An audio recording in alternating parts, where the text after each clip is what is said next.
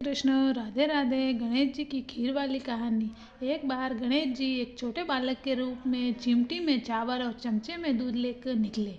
वो हर किसी से कह रहे थे कि कोई मेरी खीर बना दो, कोई मेरी खीर बना दो। एक बुढ़िया बैठी हुई थी।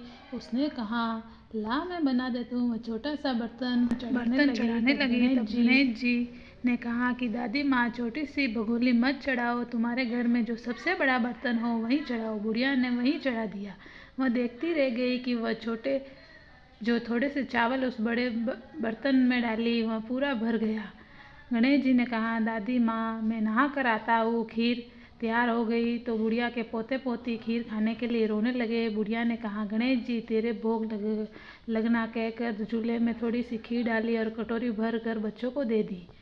बुढ़िया की पड़ोसन ऊपर से देख रही थी कि बुढ़िया ने सोचा यह चुगली कर देगी, तो एक कटोरा भर उसे भी पकड़ा दिया। बेटे की बहू ने चुपके से एक कटोरा खीर खाई और कटोरा चक्की के नीचे छुपा दिया। अभी भी गणेश जी नहीं आए तो बुढ़िया को भी भूख लग रही थी। वह भी एक कटोरा खीर खाकर भर के किवाड़ के पीछे बैठ गई। किवाड़ के पीछे बैठकर एक बार फिर कहा कि गणेश जी, आपके भोग लगे कहकर खाना शुरू कर दिया। तभी गणेश जी आ गए।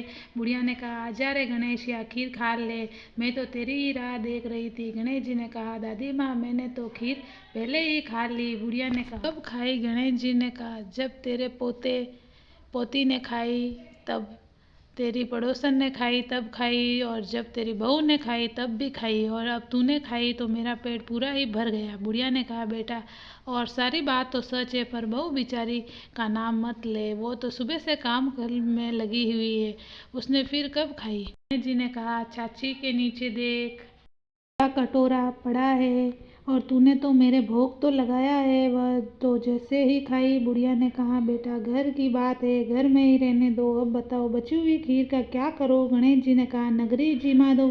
बुढ़िया ने पूरी नगरी जिमा दी, फिर भी बर्तन पूरा ही भरा था। राजा को पता चला तो बुढ़िया को बुलाया और कहा, रे बुढ़िया, ऐसा बर्तन तेरे घर में सोवे या हमारे घर पर?